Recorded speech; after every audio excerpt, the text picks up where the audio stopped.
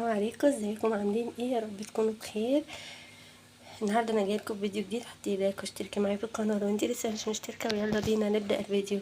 عايزه اقول لكم وحشتوني جدا جدا جدا، وكنت غايبه كتير جدا عن القناه، اكتر من شهرين تقريبا. النهارده بقى انا جايلكم بفيديو. طبعا انا مش هاجيب ايدي فاضيه انا هاجيب حاجه بسيطه، لازم اجيب لكم حاجه كده ايه يعني جامده جدا. النهارده هعمل معاكم طاجين الجمبري في الفرن. الأكلة دي تحفة جدا جدا، هنعملها النهاردة مع بعض وإن شاء الله هتعجبكم. بس أهم حاجة متنسوش تشتركوا في القناة لو انتوا لسه مش مشتركين عشان يوصلكم كل جديد. يلا نحط الطاسة على النار ونشوف هنعمل ايه النهاردة. أول حاجة كده عندي الطاسة على النار اهي، أنا ولعت النار عليها. حطيتها على النار تسخن شوية كده، وهبدأ إن أنا أنزل بيها، أنزل يعني في الطاسة بشوية زيت كده. ماشي، يعني تبدأ تسخن كده شوية، هنزل فيها ببصلاية مقطعاها شرايح، وفلفل برضو شرايح، وفصين 3 كده توم. هبدأ بقى ان انا اقلب كده، اشوحهم شوية كده على النار. عايزة اقول لكم الوصفة دي خطيرة، تحفة، جميلة جدا، تستاهل ان انتوا تجربوها بجد. طبعا انا عندي الجمبري غسله كويس جدا، وشايله منه كيس الرمله اللي بيبقى هنا ده، تمام. وغسلها كويس جدا وشايله الراس بتاعته. بس طبعا الراس بتاعته يعني ايه، ما رميتهاش، غسلتها كويس جدا وحطيتها في شويه النار، حله كده فيها الراس بتاعت الجمبري، وشويه كمون، وتقريبا زي جزرايه كده مقطعاها شرايح معاهم، بحيث ان هي ايه تدي طعم، عشان الشوربه بصراحه وحلوه وكده. انا ما حبيتش ان انا ارمي حاجه منه، بالذات ان الجمبري غالي، يعني جمبري غالي جدا مش هنرمي منه حاجه ابدا يعني. هنرجع كده نبص على في الطاسه على النار، هنقلب كده كويس تمام كده. دلوقتي بقى هنزل التوابل. بصوا التوابل، فلفل وكمون وكزبره، بس كده عشان نحط حاجات كتير. انا عايزه في الاخر برضو احط الجمبري، مش عايزه احط توابل كتير تغطي على الطعم بتاعه. تمام، هفضل اقلب كده شويه. دلوقتي بقى بعد ما شوحتهم شويه على النار، هنزل بقى، هنجيب الجمبري بتاعي كده وهقلب. بسم الله.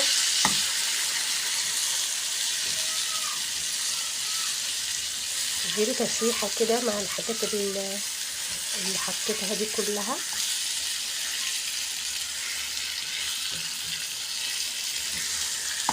هقلب كده كويس. بصوا لو تاخدوا بالكم ان هو اول ما بدا يشم النار بدا يبقى لونه برتقاني، هو كده بادئ يخش في السوا. هو الجمبري ما بياخدش تسويه كتير عامه على النار، فانا هفضل اقلب كده لحد لما كله ياخد اللون البرتقاني اللي هو الدليل على تسويته. بصوا شايفين؟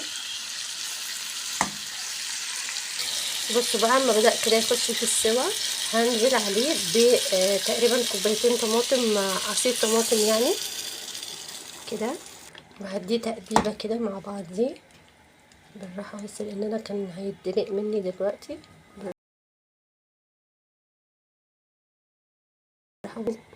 كيسين صلصه تقريبا، او يعني ايه بما يعادل كده، لو هتحطي من برطمان 3 معالق صلصه. ثواني بس انزله بالمعلقه وارجع لكم تاني.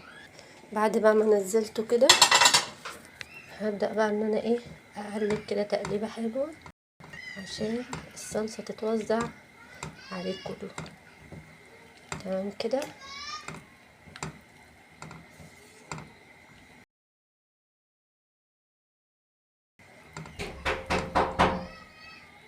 بصوا بقى عندي طاجن بايركس، تمام. هحط فيه بقى ايه، بسم الله، هنزل فيه بالخليط بتاعي.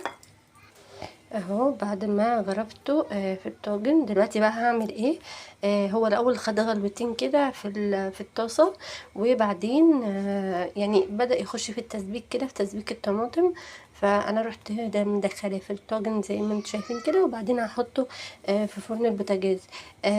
هحطه على الرف الوسطاني اللي هو الشبكه، وهسيبه في الفرن زي مثلا نص ساعه كده ولا حاجه، وبعد كده هطلعه وهوريكم شكله هيبقى عامل ازاي. بصوا بقى الجمال ده كله بعد ما طلع من الفرن. شايفين؟ مش لكم الريحه عامله ازاي؟ بصوا لسه بيبقبق اهو. مش قادره اقول لكم الريحه يا جماعه تحفه، ريحه وهم، الريحه حلوه جدا جدا جدا، واكيد الطعم كمان حلو جدا. استنى بقى كده ايه، انا قطعت شويه بصل نزين كده بيهم الوش كده بتاعه، مع ان هما يعني عاوزه اقول لكم هو مش محتاج حاجه تزينه، هو تحفه لوحده من غير اي حاجه. اتمنى ان انتوا تجربوه، ويا رب الفيديو النهارده يكون عجبكم. وما تنسوش بقى تعملوا لايك وتشتركوا في القناه لو انتوا لسه بتشوفوا الفيديو لحد هنا، وتقولوا لي بقى رايكم فيه ايه، و... وما اشوفكم ان شاء الله في فيديو جديد.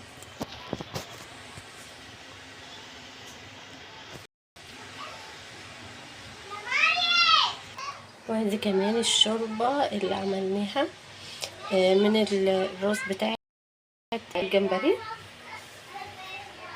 عايزه اقول لكم برضو طعمها جميل جدا جدا جدا، وريحتها حلوه قوي قوي قوي.